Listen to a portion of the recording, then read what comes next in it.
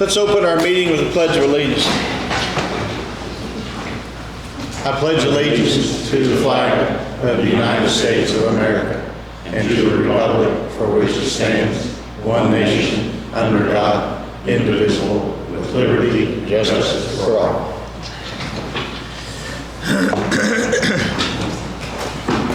Good morning, everyone. We have Mr. Wilson says we have Pete from the Town of Laurel. You want to come up so we can let you talk and then you'll be free to go. Perfect. Thank you. I'm Pete Conley from the Town of Laurel. We just had a full grant awarded to the Town of Laurel for our water division, and that's going to consist of some new radio meters and getting the water tower done, some building work and concrete. But going into this, it's a $1.7 million grant that's been awarded to the Town of Laurel, and we're asking Brookville, or the commissioners and the county council, if we could borrow $200,000 just to get the project going. And what this does, it's doing the footwork for Commonwealth that got the grant going for us to get like attorney fees.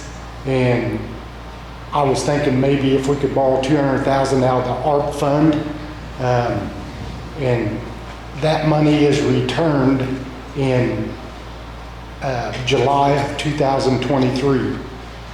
It's guaranteed your money back as soon as this. We just need that money up front to get going for the grant. And Almost left. He probably knows the rules. I don't know if we're allowed to loan money out of the ARPA. He's downstairs. We need him up here a minute. You got the 2020 Pardon? 2020 bond.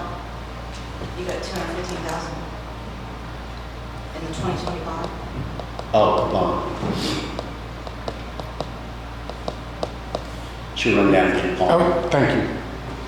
We'll move on. We'll come back to you. So that grant's 100% grant. It's Correct. It's a you full just got to put two. Is this the guy? Yeah, this is Rob Belushi from Commonwealth and Matt Worth from Commonwealth. So what the town is asking for help from the commissioners is to help fund the upfront cost to get through design and bidding, so we get to the point where we can close on our financing with the SRF and the Indiana Finance Authority.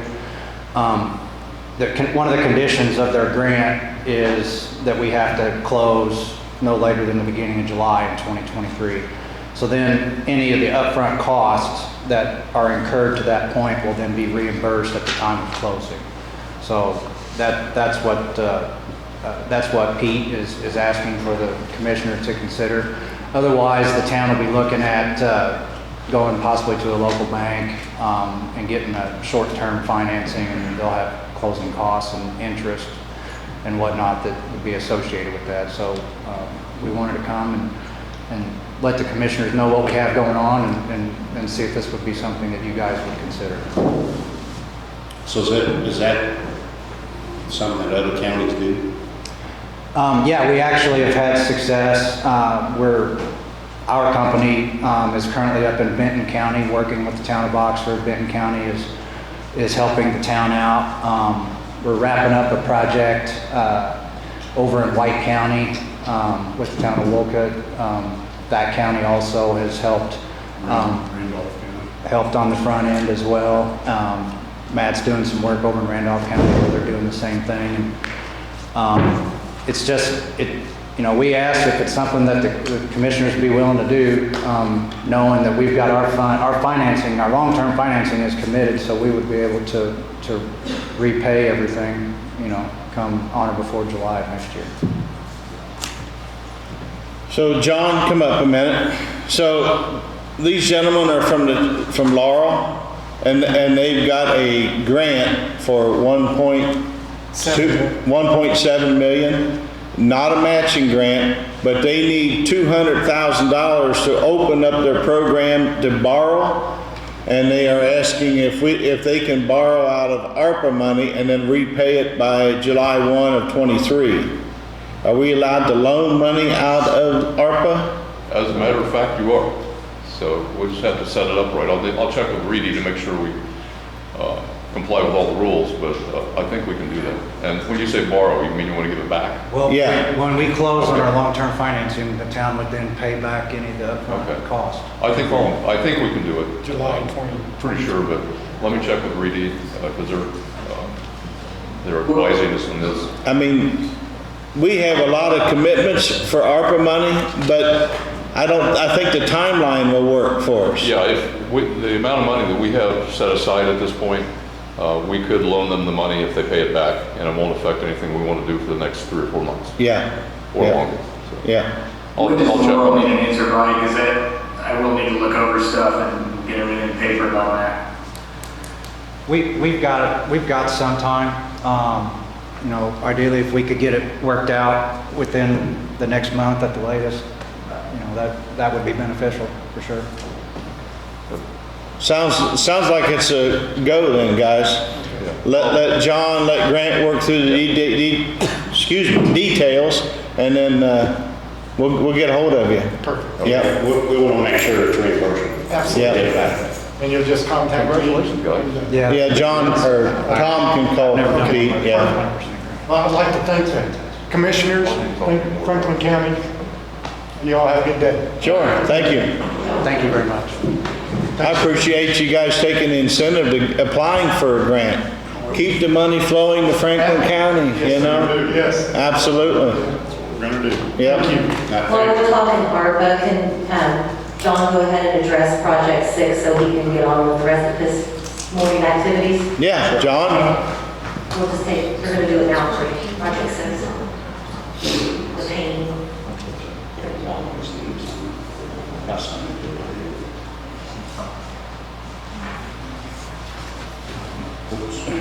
So you guys have the application form in front of you for the courthouse painting? Maybe. You got that, Tom? Yeah. Yeah. Tom had already signed it as the commissioner administering it. And what we need to do, just to realize that it's there, the application was made, and there's a sheet for each of you to sign, and then we'll take that original, give it back to Carla, and we'll take it to council next Tuesday and have them do the approval, so.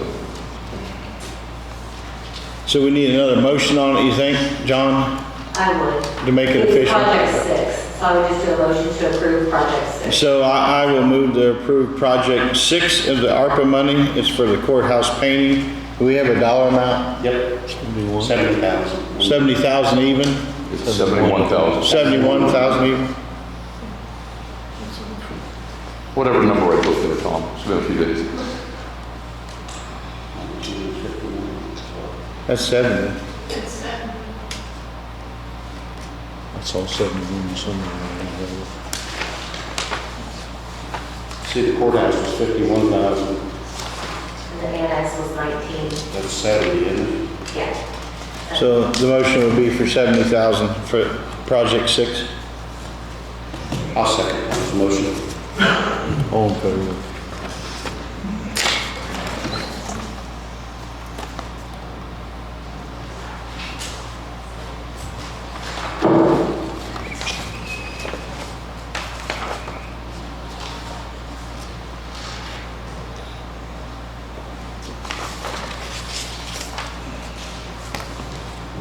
That all you got, John? That's it. Well, that's easy enough. Thank you, John, appreciate You're it. welcome. You're welcome. See you guys later. Yep.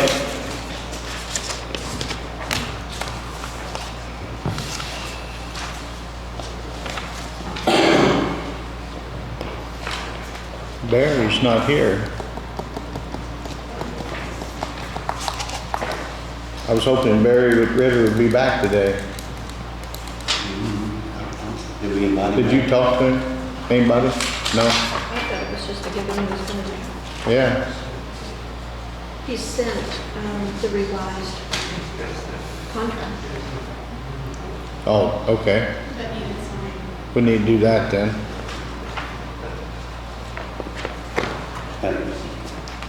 This part of it, right, is priority two, is for recruitment of a 911 director. Is that correct? It's to develop, facilitate, and permanent basis. And put the first one, priority two.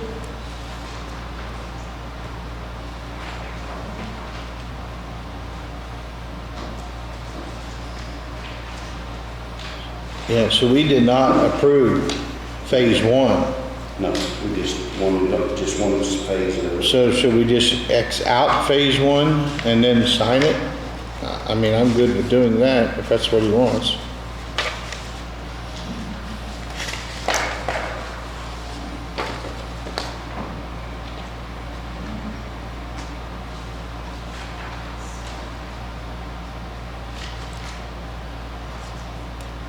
Anything you guys cross out, if you could initial when you do it. Does it have to be done today? Can we do it next time? And redo this? As long as he's not waiting on this before he does anything. Huh?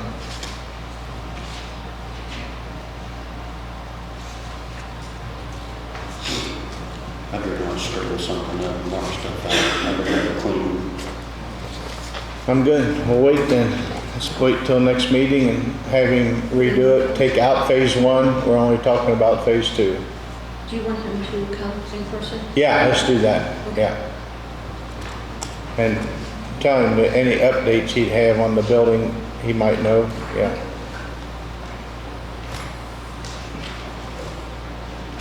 Just tell him that we're not in limbo about phase two at all, but we just want the contract clear of what we're signing.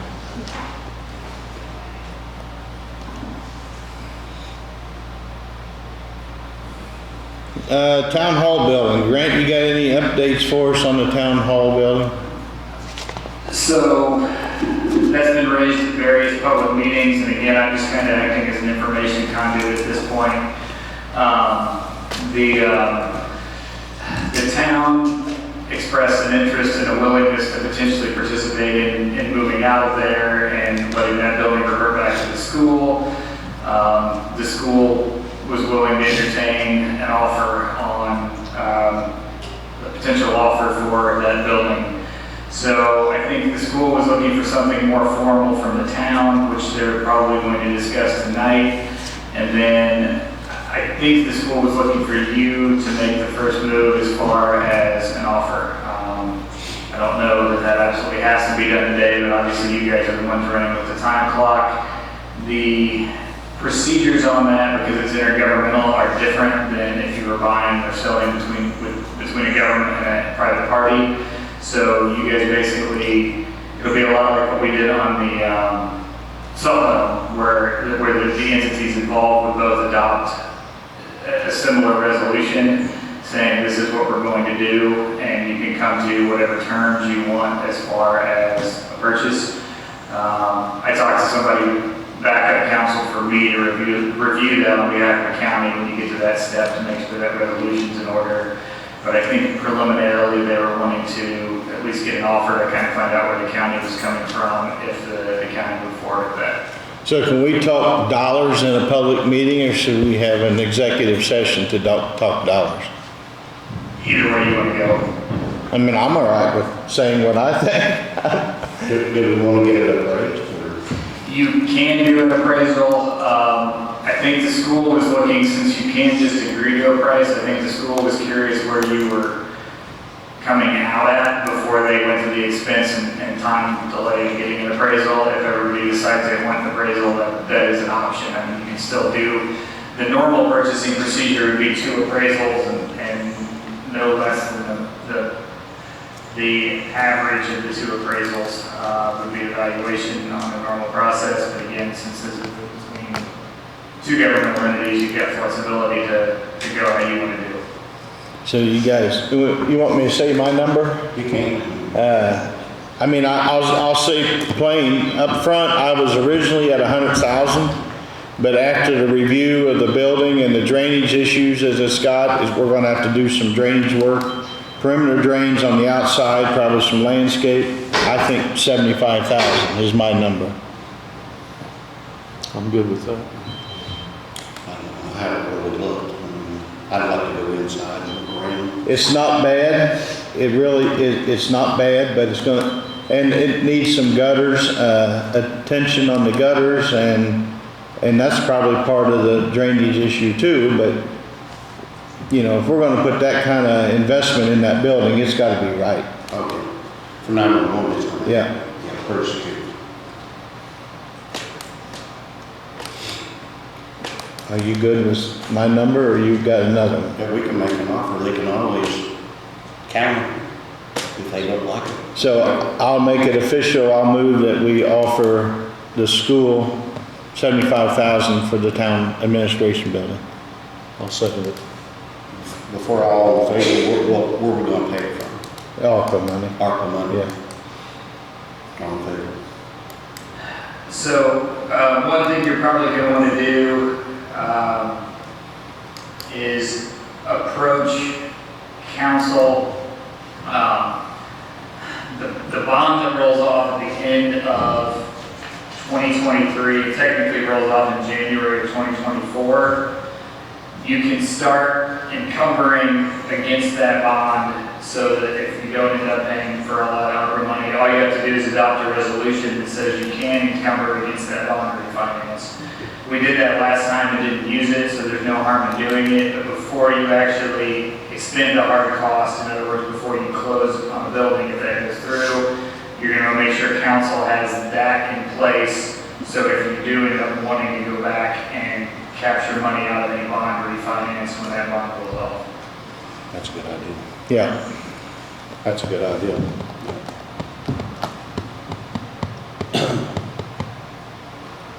So Tuesday night, we need to make council aware. Well, let's see, you say the school board, no, the town meets tonight. The town meets tonight, the school wanted an official letter, something from the town that they were on board with looking into this. Because they kind of made a motion at the last meeting, you know, they were in a discussion, but I think the school wanted a little more, was looking for something a little more definite. After the school told me that at the meeting, I did notify Curtis and made him aware of that, but I don't know if he's acted on that Yeah, letter. they're aware of it, and they were going to talk about it at the meeting tonight. Okay, all right. All right. Ordinance for emergency vehicles. I guess I'm gonna say I started all this issue. I've got a real problem with the new signs that were mandated at our bridges for emergency vehicles. I don't want to get caught in a situation where we've got a house on fire, family inside of it, and a fire truck setting 500 yards away and won't cross the bridge. So I'm asking that we come up with some kind of a plan, an ordinance, or just a motion by the commissioners, I don't care what, stating that the emergency vehicles are exempt from those bridge signs. Grant, can you chime in? Yeah, so I looked into this a bit. Indiana has a firefighting equipment exemption on bridge weight limits, and I'm assuming you're mostly talking about firefighting equipment. I think most of them would at least take an ambulance. What I probably would do if you want something as an interim band-aid to this is just sort of make a resolution that says, or just make a resolution that says that you, in an emergency situation, that first responder vehicles would not be liable for any damage to a structure if they cross that structure. But then ask them to report to the county that they did have to cross that structure, so the county can go out and take a look and make sure there was no damage done. And then I would do that as an interim basis, and then for the next meeting, if that's what you want to do, we could do that as a more permanent provision. So I can just do a resolution by vote today? I would just make a motion today and state that that's what you're doing today. And then we can do that. I don't know if it'd be a resolution or an ordinance. Or Okay. anybody can figure that out. Include the, like electric trucks if they're establishing power back. I think so. So that's another thought, you know, what is an emergency vehicle? So if you've had a storm come through and you've got families without electric, I would consider a service truck from an electric company an emergency vehicle. So I'm going to move that we allow the emergency vehicles, and by emergency vehicles, I'm stating fire trucks, could be electric company trucks, emergency vehicles to cross, Responding in an emergency. responding in an emergency situation they can waive our signs, be exempted from our signs on our bridges for weight restriction. I'll second. All in favor? So you'll adopt something, Greg, you'll have. Yeah, I'll put together, and there is something in the Indiana code about electric trucks already, so I'll try and kind of parallel that since there's already language out there on how that's set up on there's a state law on electric trucks reestablishing power. Okay, thank you.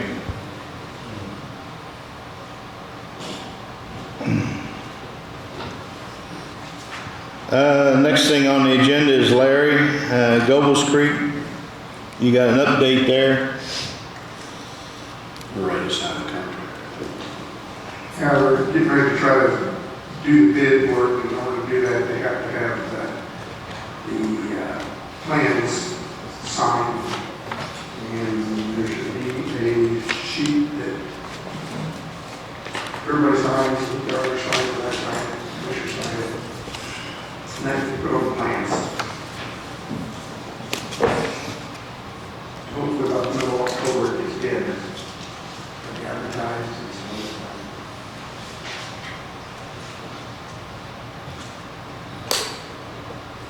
on. So we're looking for a motion here to approve. I'll make a motion that we sign the cover sheet for the bridge plans to be bid out for Gobles Creek.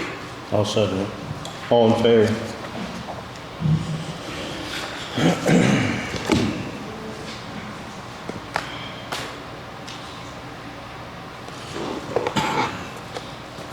Oh, I'm glad to see that. It's been a long time coming.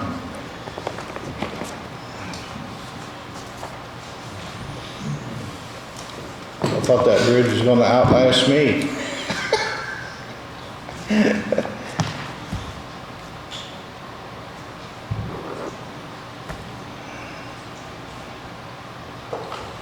Guardrail installation. Larry, back to you again.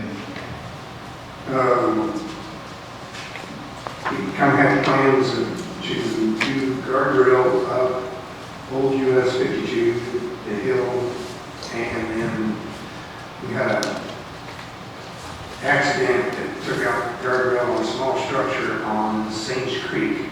So we went out and got a couple quotes to do both of them.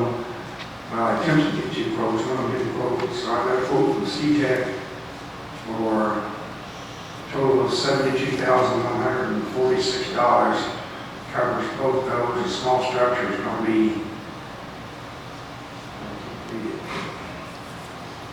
5826 or 5825, I'm sorry. And the rest of it's going to be the US 52 guardrail. Old 52. Old 52, I'm sorry, old US 52.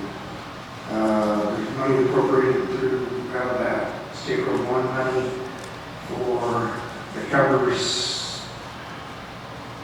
the old US 52.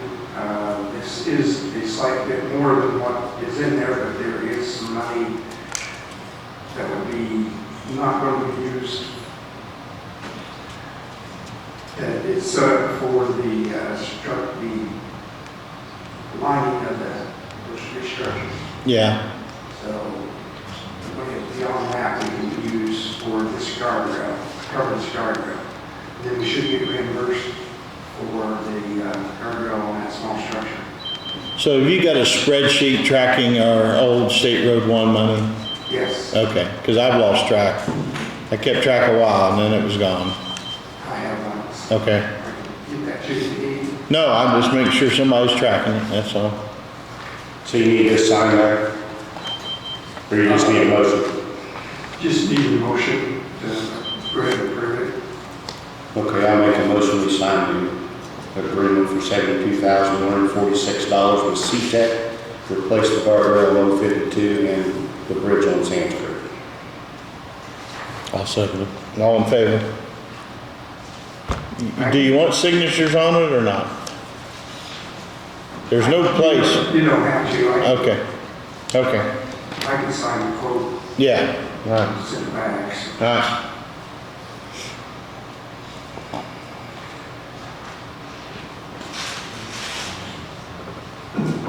all right. This is Jackie. You were talking about Old State Railroad money. Is there any money left to blacktop the road down there by Grand Road? So Larry, can you address that? I mean, we've spent a lot of that money. We're going to try to what, blade? we originally had around $350,000. We were going to try to do an asphalt overlay on most sections of that Old State Road 1 that we're taking in. The community crossing project we did first of the year ended up overrunning what the estimate was, and it about 278 or 287,000. So there's about $50,000 that's so we didn't take out of that Old State Road 1 money that Justin is going to use that to put some asphalt in temporarily, and then hopefully we put it in that community crossing project. Yeah. At some point in time, and cover the rest of it. So first of all, I didn't hear who this was.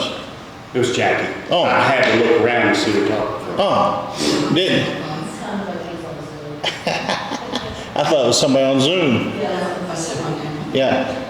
So you understand what we're going to do? We're going to put some asphalt down with our county road grader, blade it in.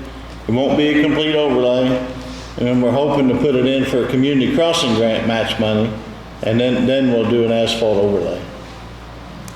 Is there a time frame? Time frame. He's going to start working on that $50,000 portion out here probably this, if not late this week, into next week. And then community crossing, first call for project will be in January, and then it's not until April. We may not get it, never know on that. Yeah, yeah. If we did get it, it would be July or August before we got it put down. Larry's had really good success with the asphalt overlay on community crossing grant. So I'm going to say the chances are good, but not guaranteed. That's, yeah.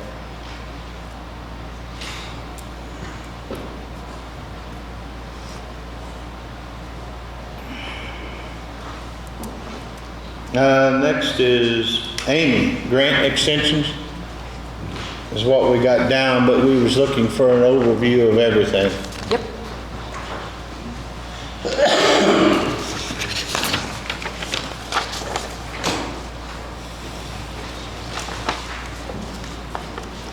Okay, so these are the active grants that I have. I color coded them so by grant, so you can see which ones are which. Yeah, we need, hang on a second, Amy. Okay. You got any more copies? Can I borrow a copy?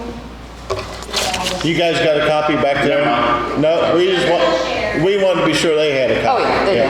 Nah, we're good. Okay, so on the left is the grant and the year. Then next to it is how much we were awarded, how much has been spent, and what we've been reimbursed. The extension date, the fund number for the auditors folks, and then notes about what the grant is.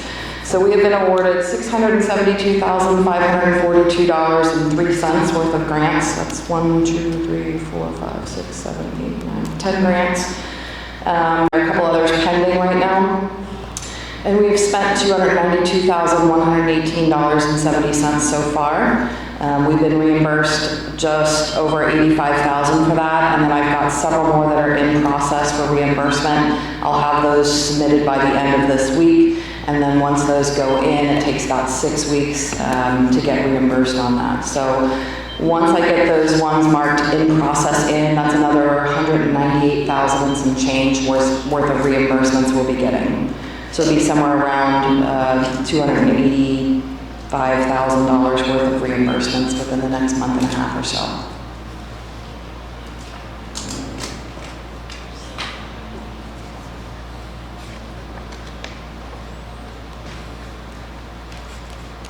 Do you know where we're at on the FEMA budgets? The PA one? The COVID one? Yeah. Yeah, they are reviewing that. We had about $37,000 worth of expenses on that, and they are fighting us on the legal fees and the MDI computer fees. So I'm arguing with them on why we should get that reimbursed, but they don't want to pay that. There's a good chance we'll get rejected on that. We can appeal it, but it's a very extensive appeals process. So I'm trying to fight on the front end for that. So right now it looks like we're being reimbursed just under $30,000 for that. We had some expenses and receipts for that that were not allowable. We paid for a subscription for the SAMS number. We paid $1,500 for somebody to redo our SAMS number, and that's not an allowable expense. And there were some other expenses in there that they already rejected and said, no, we can't fund that. So we're looking at just under $30,000 for reimbursement on that. So where's the other 8,000 going to come from to pay? That's not a question I can answer. There's actually more than that, because I know we've already moved $43,000 from county general into the FEMA fund to cover it, because it's been like running in the red for like 2 years. So that would be a loss against county general that I'm not quite sure how we would report that exactly. We did do an appropriation for it though, so we are covered there. So it's kind of like county general. So the 206,000 and we're out in county general now is going to be reimbursed. Mm-hmm. That's what she just told you. 206 Yeah. for my grants. We've spent 292. By the end of October, early November, we should be reimbursed almost all of that. The FEMA PA is excluded from these numbers. I didn't put that in here because that's a wholly separate thing. So by the end of this fiscal year, we'll be reimbursed For most of that. for most of that. By the end of the calendar year, for sure. That will help.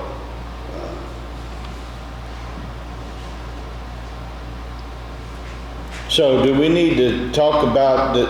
Carla, do you need access to her grants so the office, your office can view her grants? What we really need is we need a grant policy for the county, so that everybody can get on the same page as to how we apply for, we've got several over here that apply for grants, but applying for the grant, getting the proper permission from the commissioners, council, because you may not be aware, but when you don't have money in a fund, you're in essence borrowing under the table from county general, then there's not really any record of that going on, but it is being borrowed. So every time a fund is in the red, county general's actually covering it. You just don't see that on paper. So we would actually like to see some sort of policy put in place. I do know when Ed had grants, I had to actually review them and sign them before he could actually submit any type of financial report. I don't know if something's changed. He might have used a different program. No, the program's been the same since since at least 2010. It's the IntelliGrants program. They do have access, but what I'm understanding from them is that they can't always see everything I can, although they should be able to. So I'm going to call DHS today and see if there's a glitch in there with what they can see. Yeah, see if you can get that fixed. Yeah, they should be able to see everything. So we were just talking before the meeting that we're going to go look in my office and see whatever they need to see. Because I do quarterly reports on all these grants. I do expenditure requests. We can only request reimbursement certain times at the end of every quarter, and the state works off of the state calendar, which is July 1st to June 30th. So September 30th will be this quarter, which is why I'm getting all these in now.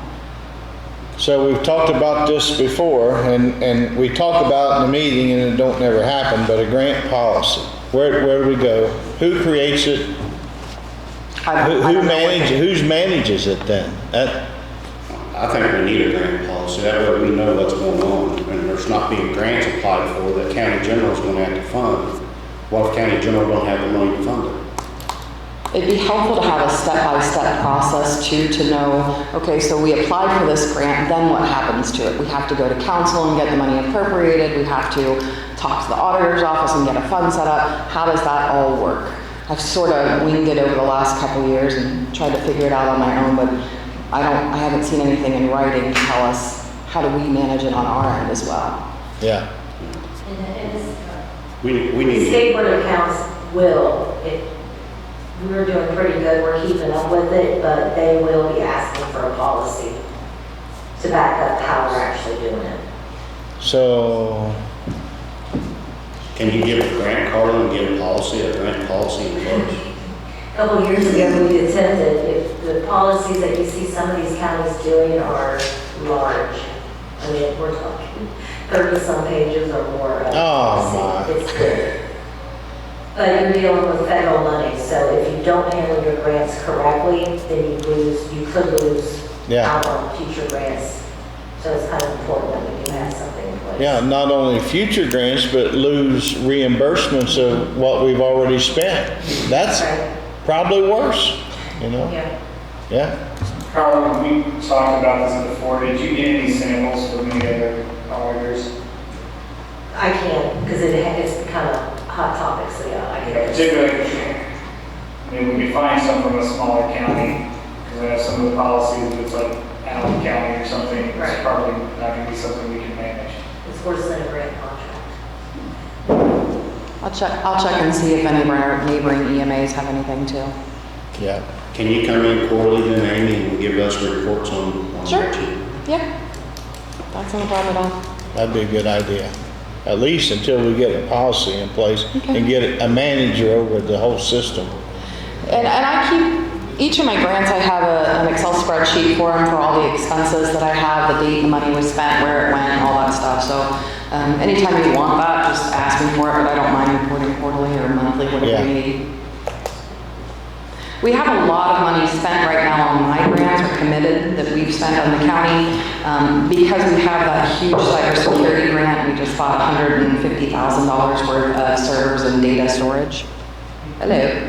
Data storage, so that's a huge one. That's 3/4 of what we spent. And then we have the security grant, which was the cameras for the jail and the schools. And we've committed $48,000 on that too, that one for the schools so far. And then we have more that we're gonna spend when we put the cameras in the jail. So those are the two big grants that have a large commitment for our money. Most of my other ones are a lot smaller. So has any of that money been reimbursed for the cameras? Not yet. That's what's going in this week. So that should be done by 1st of November-ish.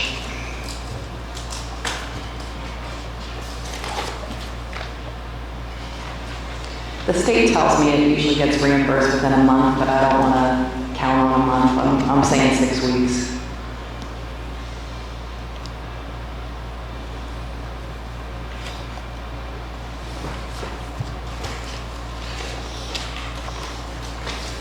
Anything else? A question. You can file 2 extensions for these grants. We had heard there was 4. Is that also in the works? You have 2 more coming? They should all be extended now. I believe we signed them. I'll check with the state, but the applications for extensions went in a while ago, back in early August, late July, somewhere around there, so they should all be extended by now. Yes, I saw where your contractor one for your emergency management plans has been extended. I was able to match that with the grant contract. I have one that's floating because I do not have a grant contract to match it with the number. Which one is it? I believe it begins with a 4, but like when the amendments come through to me, they're not specific on which grant we're being amended for or Right. extended. That's the other issue we have as an auditor's office. We're not receiving all the documents that we need to back up the individual grants and for record keeping.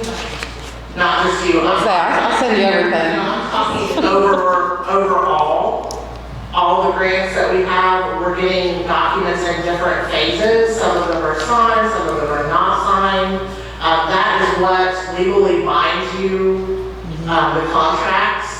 We also, in the SBS system, which most departments do have access to, we are updating and putting every document and any type of document that I should happen or our office should receive into it. They should have access by looking at by fund number or by what you're looking for. So that's a new implement that we're putting into process. And I like that. I've noticed that and it looks really nice. Yes, so you do like any receipts or anything that you have, you should be able to access that. I either put them in my check number or my appointments. We are definitely needing a grant policy. I have pulled several states and several other counties, and I'm looking into that, which we've been talking about putting that in place. So that's going to be under federal and state. A lot of the other counties and states, they have their actual grant department because they process so many that they have energy departments competing for the same grants. So we are actually moving to where we are obtaining so many grants and we're going to have to keep very good record keeping. The state board did say that we're doing an excellent job as of right now in keeping up with that. So I'd like to continue it and have communication open among the departments either way so we can make sure that this can continue for us as a county. So for your knowledge, part of the problem that they have is when they get payment for grants or when they get the extension for grants, the state doesn't write the proper coding on the top of the extension or the payment. So sometimes Erica will come to me and say, do you know what this payment for $10,990 is? And I have to go back and look in my grant information and say, oh yeah, I signed for this. So I talked to IDHS about that yesterday and said, hey, the state auditor's office is not putting the same information on our payments as what IDHS puts on our grant. They're not numbering them the same. So we have to watch for the dollar amount to say, oh, okay, this dollar amount matches the expenses that we had for XYZ grant. So they know about it, they're going to talk to the state auditor about it, see if they can fix that. Yeah, it looks like it could be a problem in a state audit. They couldn't come backwards and track where they couldn't match it on their end. Yep. It's called different things between the state auditor's office, Yeah. our auditor's office, and IDHS and me. IDHS and me call it the same thing, and I let them know, but the state auditor's office doesn't necessarily put that name on the money. So it's very important to keep communication open between the office that's writing the grant and the auditor's office, and between the auditor's office and back again, that they're tracking payments back. Everybody's on the same page. That's, yep. We've got to work together. Yep. All right. Thank you. Yeah. Yep.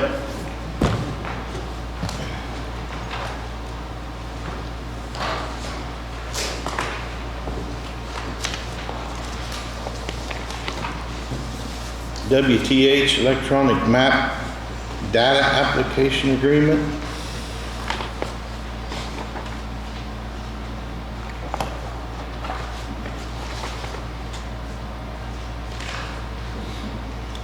Somebody's wanting to use our GIS map is what it is. I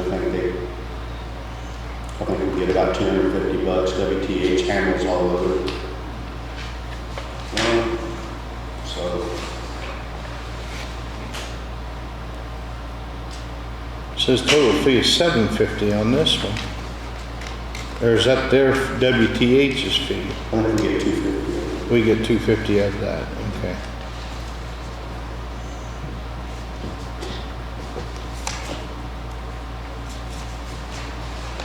We just give it to everybody, anybody that asks, huh? For a fee.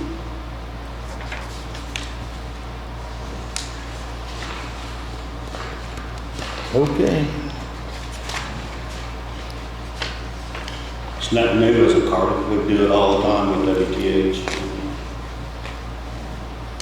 I move to approve. WTH electronic map agreement with, actually there's a name on it. Jeff Rhodes, Yeah, Mapping Solutions, yeah. Mapping Solutions.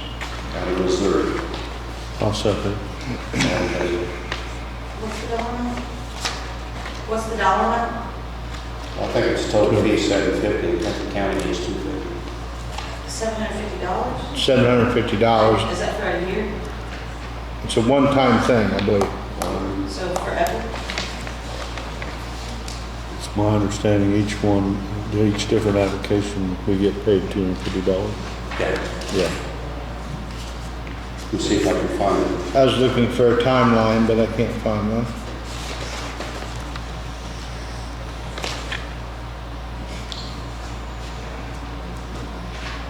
One-time delivery.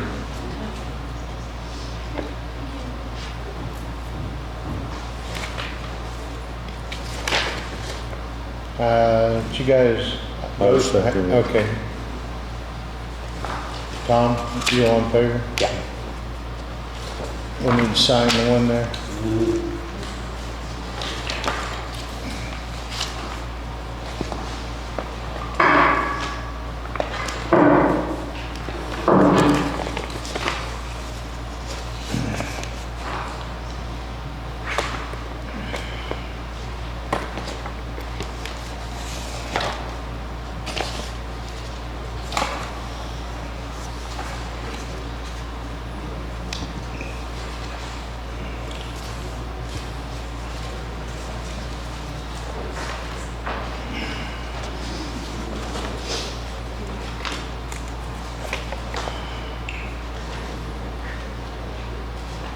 So I've got a couple of things stuck in my folder, probably out of order, but one thing is I've got three capital assets change requests. One is taking out the 1997 Ford F-150 truck, the old maintenance truck. What we're gonna do with that, we're gonna sell it? Went to the park, okay. Well, that's good.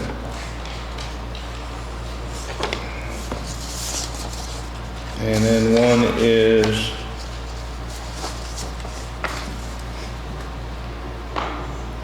Moving air purifier from the commissioners to the sheriff's office.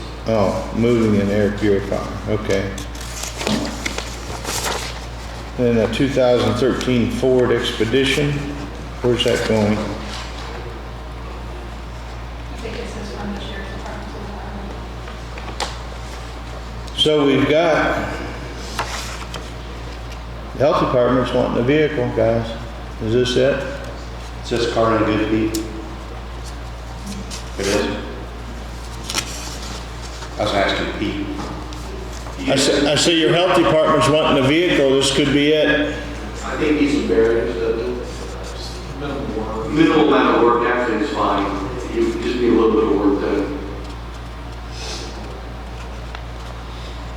So if we're gonna transfer it, we might as well transfer it to the health department instead of the highway. Because it's just parked down there sitting. That's fine. I know he was wanting a pickup truck, but I mean, we could take it. What you said? She said that you take 4,000 miles on it. yeah. Thereabouts. And you know, until something better. And it does have a new motor. Oh, wow. So can we change this to the health department instead of to the highway? That's fine. I don't know why not. Okay. So I'll make a motion, we transfer the 2013 Ford Expedition to the Franklin County Health Department instead of the highway department. I'll second it. All in favor?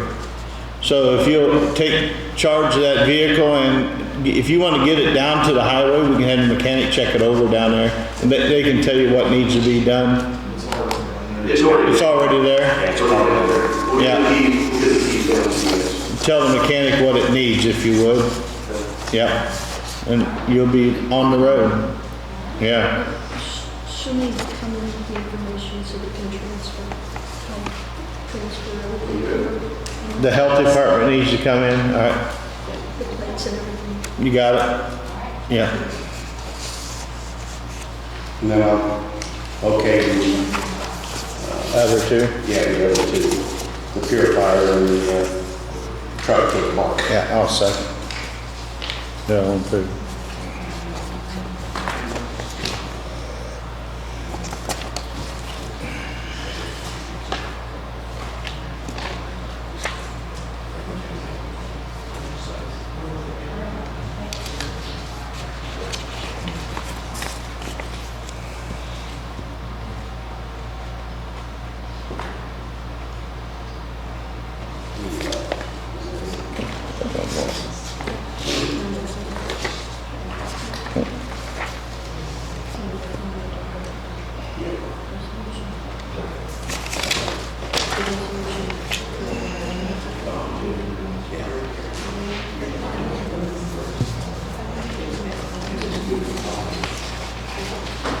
Excuse me, the two capital assets, are they both the truck, like the trucks and the expedition? The air purifier is not a capital asset, so that's what I just wanted to clarify. Okay. Because we have to keep, accordance with that with the state board of accounts. So we'll do away with it. Is there a dollar amount? Is that what it is? Yes. Which one are we talking It about? says it's got a county tag. It probably does. Certain electronics over a certain amount have to have it, but it's not a capital asset. Capital assets are anything that's over 5,000 in value. But while we're talking about capital assets, we are going to need a policy for that. If you remember a couple of years ago, we discovered an ordinance from 2003 that talked about capital assets that had not really been implemented in the county. So that has been implemented now. However, the State Board of Accounts is requiring, it's kind of like an depreciation of our capital assets to be reported on the annual report. And starting, I believe, next year, they're going to also make us do that with individual department inventories. And they're going to need proof that each department is actually reviewing and tracking their own inventory. So we are working on a program that will do that, and it will interact with all of the offices and maintain that in one place for the State Board of Accounts to review. But we are going to need a new policy since the one that we're following is from 2003. Why don't you call Cindy and see if she'll come up on that? Okay. So, is it just updating the 2003 or a complete different policy? It's kind of like updating it to, so it'll reflect what the State Board of Accounts is wanting now. All right.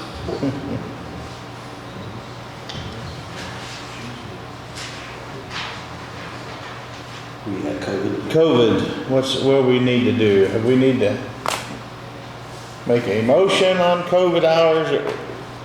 I think that's what we need to do. I think COVID's just about over with, CDC's. So I think we need to end our COVID policy. And I think some employees use no COVID hours, and some employees use the total amount that was allowed. So anybody that didn't use any, I think we give them 40 hours of sick time. And if you used your COVID time, you're just used your time. So if somebody used 20 hours, they get 20 hours sick time. Is that what you're saying? Yeah. What if somebody used 20 hours of COVID time? I don't know how Carl would ever track that. Do we know? I would have to look at all 100 and some employees. Do we have a log of who used COVID time and who did not? We have got that information from the departments, yes. So the motion is that whoever didn't use that gets 40 hours comp time, Not comp time. Be sick hours. sick hours. Comp time's actual time worked, is that correct? So only the ones that have 120 hours left. Well, that was my question. What about the people that's got, Some left in the hall. yeah, that's right. I don't know, it could be a lot of work for Carla.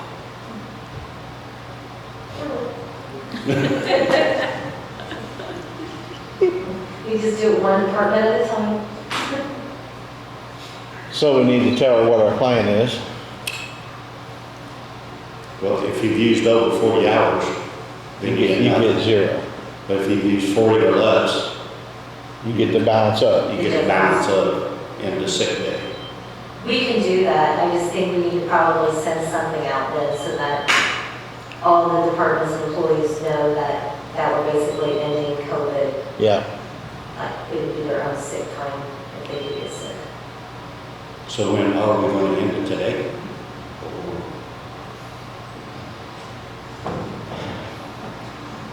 Payroll period ends, October 1st or That works. October 1st? COVID sick time ends. make that, you want to make that a motion with all that information? Okay. I'll make a motion on our COVID policy that October 1st, we end that policy and we no more COVID sick time. And if you've used 40 hours over, you get no sick days, but if you've used less than 40, you would get that amount into sick time. Can I ask a question, guys? It's John Nice. Do we currently carry over sick time from year to year if an employee doesn't use their current sick time? Yes.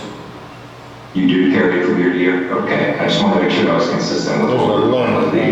the rest of that. Thank you. There's a limit to that, John. 120, is it 120 hours?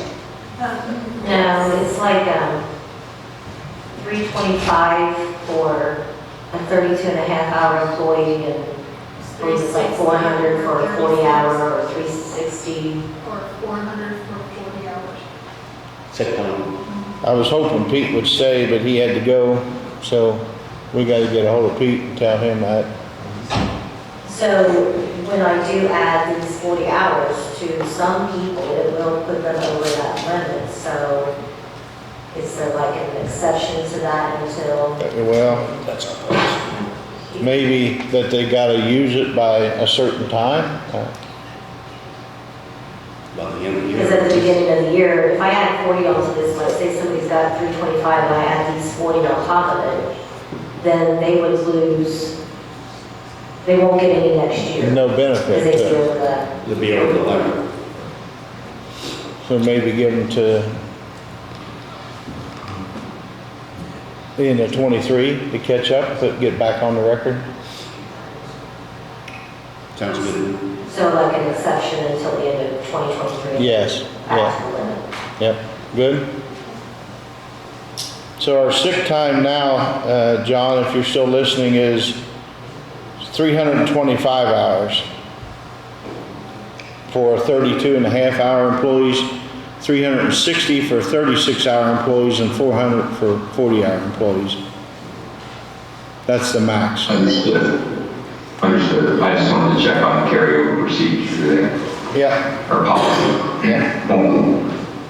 Yeah, vacation don't carry over.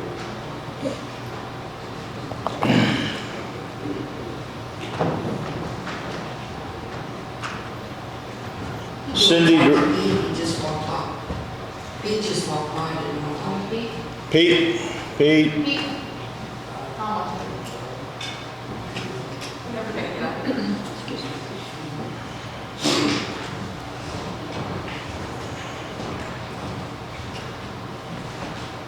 Pete, we just passed a motion on the COVID time.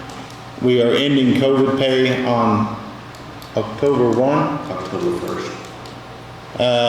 Anybody that does not have, has not used up to 40 hours COVID time will get that time added to their sick time. So if they've used 0 COVID time, they get 40 hours added to their sick time. Okay. If they've used 20 hours, they get 20 hours added. If they use over 40, they get 0 added. Okay. All right? Okay. Appreciate you guys doing that, thank you. Yep. And by the end of 2023. Oh, and it has to be back to the maximum limit, correction has to be done by the end of 2023. So if somebody's at the limit right now, they can go exceed our limit until the end of 23. They have that time period to get it back into balance, I'm gonna say. To earn that time back. Yes, yeah. That's all. Thank you. Yeah.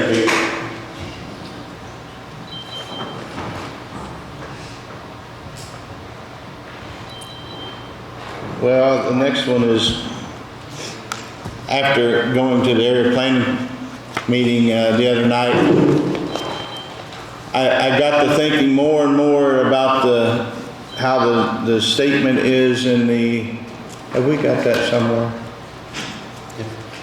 Yeah, in the proposed zoning change that we sent to the board for the farm permits. And I'm afraid if we leave it the way it is and put a building permit is required, even though the fee is waived, I'm afraid you'll get into somebody inspecting a farm building for electric and water and things that we don't want to get involved in a farm inspection. So I've been talking to Grant, trying to figure out a way, and he came up with what some counties are doing. They don't have a permit for farm buildings, but they have a form that they use. It's called a ILP permit, an improvement for location permit. And what that will do is, if they come in and get that permit, that will at least trigger the assessor knowing what's going on, and you can check their setbacks, make sure the setback on their farm building is correct. And there was one more thing. Floodplains. Yeah, floodplain and generalized zoning. And then the last thing would be just to make sure that it is actually solely agricultural, because if it's a mixed use, the part that's mixed use would still go under the building code. So, Grant, I don't know where you want to go from here, but that's my thinking. I guess I'll leave it up to you guys. Yeah, I think we'll change it to improve location permit. I mean, there's no fee, but they need to come into your office and. There is a fee for an improvement location permit. I think it's $20. I'm good with that. I have no problem with that. But that would ensure that, floodplains reviewed, their setbacks are reviewed. So I think that would work. I'm good with that too. But there's still no building permit. It's just for where it's being put. Right, that would just be like the zoning review. And then you have an improvement location permit of $20. I think the certificate is $30. Now what's the difference between what? Improvement location permit is just. Excuse me, commissioners, but we can't hear.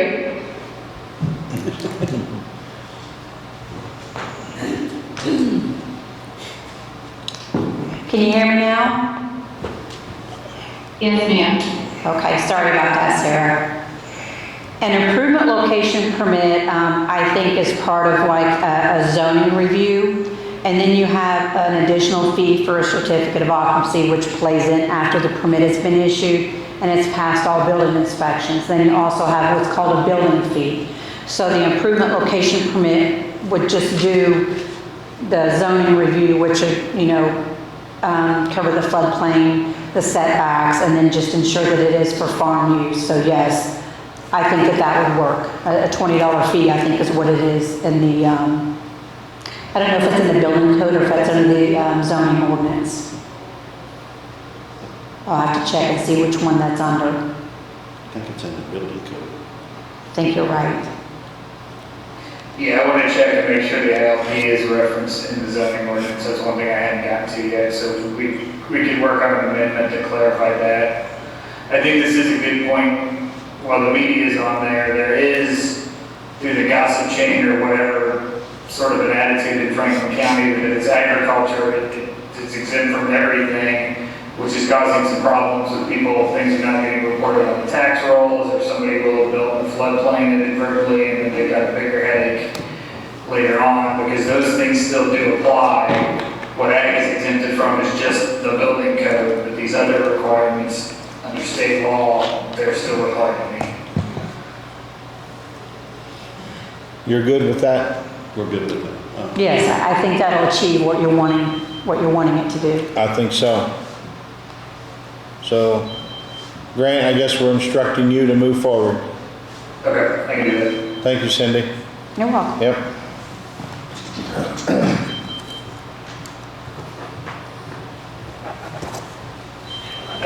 I've got one other thing to hit quickly that I think I'm done. I'm not going to step out if I can do that. It was a last minute addition. Yeah, go ahead. So the prosecutor's office was applying for a grant. The grant was through the track back to the Justice Department, and they have equal employment requirements through the Justice Department. The prosecutor and I both think that actually he can apply individually as a department, and then he's under the cap where there has to be a plan, the county has to have a plan in place because it's a 25 employee.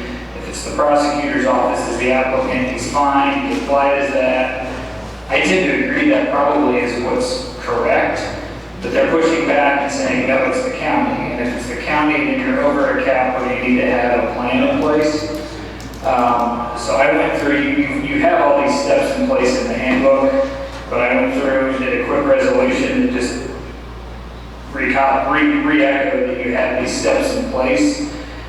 If you could adopt that plan and give him consent to sign off so that he can apply for that grant on behalf of the county, if he can't get them convinced that he really should be under that threshold. The problem is they came back and then he's got to have these by tomorrow, apparently, to get the application in, which is why I just tossed together the quick plan, and then he would need authorization to be able to sign off on that there's a plan on file. And this is, the plan you're talking about or referencing to is this resolution we have before? Yeah, it's a resolution for an equal employment opportunity plan. I snagged at other counties and sort of tweaked it to Franklin County.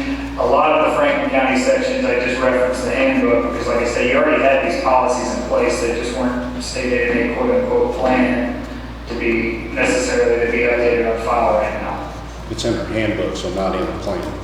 Right. But yeah, you've got, if there's a sexual harassment complaint, you've got the procedures to go through in the handbook. It's all there. You've been doing all of it.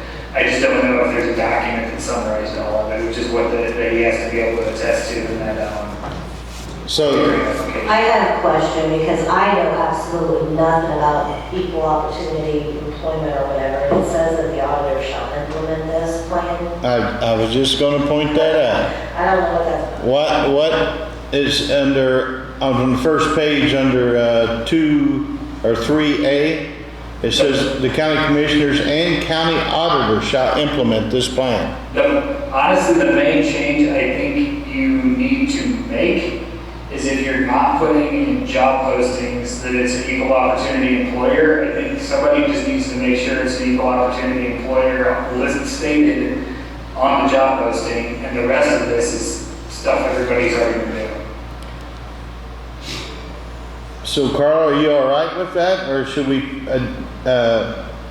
change the wording that the auditor's in charge? It says that the We have auditor will do it. I still don't know what that means, but I'm fine with that. I think what he's saying is that if the health department has a job posting, she has to put on there that it's an equal opportunity employer. Right. That's what he's saying. the county I borrowed from, not to touch on a landmine, the county I borrowed from had a human resources officer. And that was what was referenced there. And so we don't have that function sort of split between the auditor and the commissioners. You got a number then, Carla, for resolution?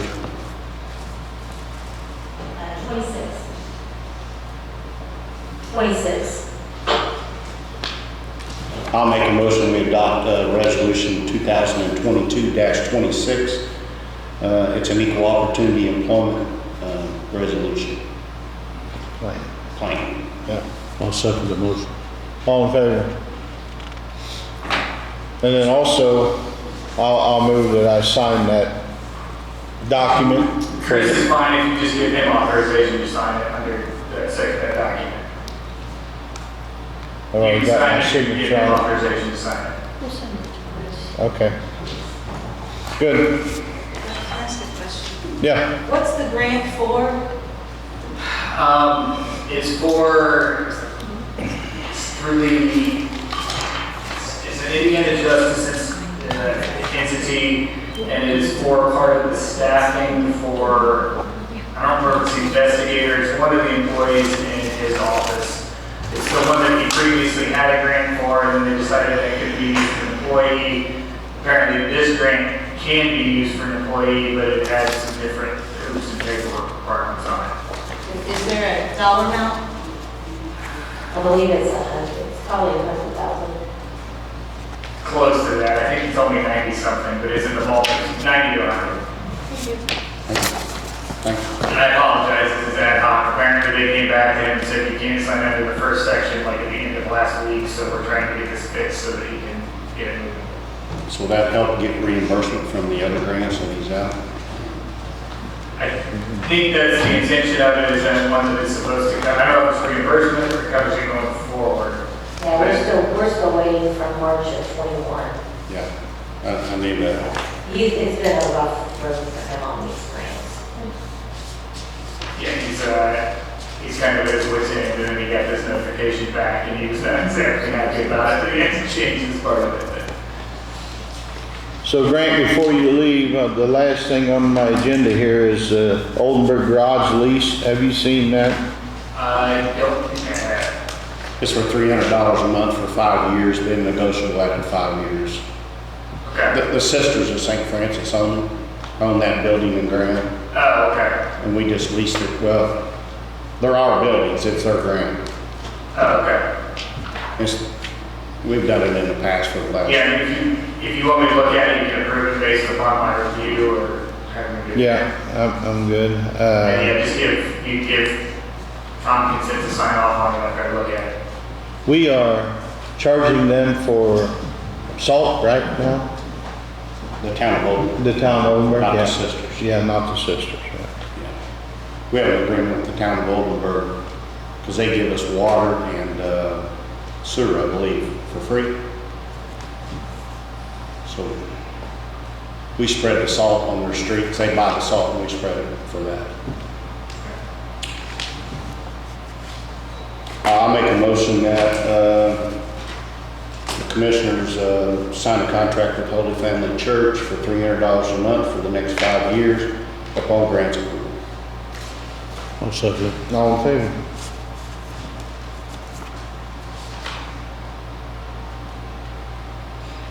Grant, you're free to go. I'll be, just text me if something pops up, I'll try to put it in the building.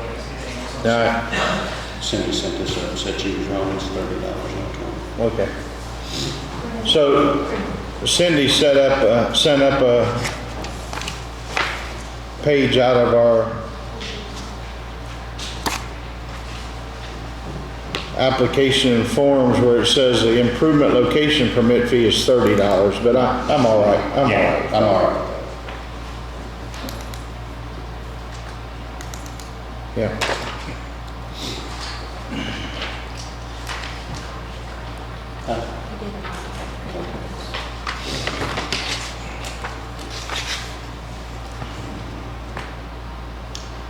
I'll make a motion that we acknowledge and receive the clerk's report for the month of August.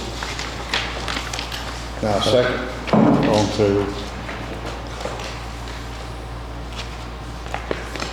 So down to here.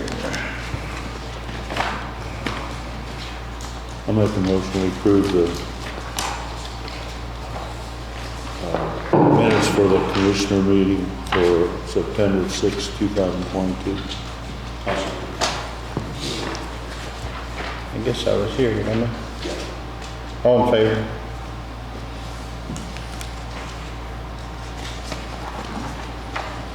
Okay, we got claims. today for $443,378.06. And we got utilities surplus tax ditch insurance of $135,658.16. Park sales tax, $776.19. Advanced draw, I don't know what that is, but it's $73,660.72. Advanced draw is the school request every month that we send them. I think it's like 85% of whatever tax collections we've had to them. Oh, okay. NSF, $1,556.23. July 22 lit distribution, $703,694.17. So I'll move to approve. One question, what's the NSF, non-sufficient funds for? It is, and when the treasurer receives a payment that's non-sufficient, she can file a claim against county general to cover her that shortage, and then it goes back to county general. All in favor? Payroll deductions, $192,550.41. I'll move to approve. I'll second. All in favor?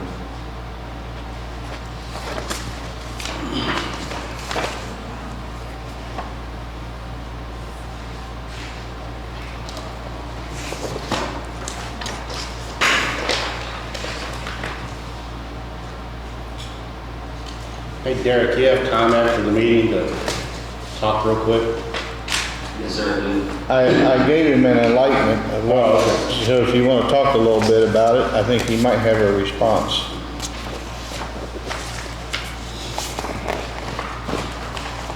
So we got some major improvements planned for the fairgrounds. And we got together last night with Joe Gillespie and some for the fair board, and the idea was that there's so much planned for the fairgrounds, there needs to be a site review done for the fairgrounds. So we don't do something now that's going to jeopardize a project next year, the following year, and it entails the sewage, the water, the electric, storm water. The overall site plan is what we got in mind for the fairgrounds. And we didn't know who. We thought maybe we could come to USI, but maybe not. I don't know. We have a landscape planning, a landscape architect and planning person in our office. I'm not sure how much of site development he does. I will contact him and find out. And if not, I will make some recommendations as to firms that do that type of work that are reasonable, that you guys could at least inquire about. So I will help direct you to that, the right firm for you, if we can't do it. That'd be great. Because we was talking about some plans for the future, and we don't want to screw it up by not doing things right now. Absolutely. So we get the right person for what you guys need. Okay. What we think we'll need in the future. That's correct.